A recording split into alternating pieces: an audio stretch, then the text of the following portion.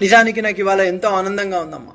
నా తల్లి, నన్ను కన్న తల్లి, ఇన్నాళ్ళు నాకు దూరంగా ఉన్న తల్లి, నా ప్రభోభశత్రులు చెరుస్తున్న పాండవులను కన్న తల్లి నా వద్దకు, కురు రాజ్యాంగ శిష్యాపనుడిగా బ్రతుకుతున్న నా వద్దకు, ఒక సూతుని వద్దకు వచ్చి నాయనా కర్ణా నువ్వు నా బిడ్డవురా అంటే ఈ ఆనందాన్ని ఎలా చెప్పుకున్న తల్లి.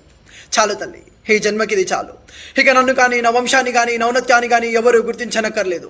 సమస్త ధరాచక్రమేకమై కర్ణా నువ్వు సూతుడు వీరా అన్నా నేనేమి బాధపడనమ్మా. నీ పలుకులు విని సంతోషముతో పొంగుతున్న నా చెవులు కర్ణుడు అన్న నామధేయాన్ని సార్థకం చేస్తున్నాయి మాత, సార్థకం చేస్తున్నాయి. హఠాత్తుగా పసివాడుగా మారి నీ ఒడి చేరి ఉంగాని ఏడ్చి అమ్మాని కౌగలించుకోవాలనుంది మాత. ఏం కావాలో కోరుకో తల్లి. నీలాల నింగిలోని నక్షత్రాలను దూచి మాల చేసి ఇవ్వనా, లేక నటరాజు కొని ఆడులో ఆ బాలచంద్రుని నీ పాదాల ముందు దింపనా, లేక నీకు ఈ గతి పట్టించిన ఆ యమ్ముని పడగొట్టి మా పినతండ్రి శ్రీ పాండురాజుల వాణ్ణి తిరిగి రమ్మంటావా? కోరుకో తల్లి, నెరవేర్చి తీరుతా.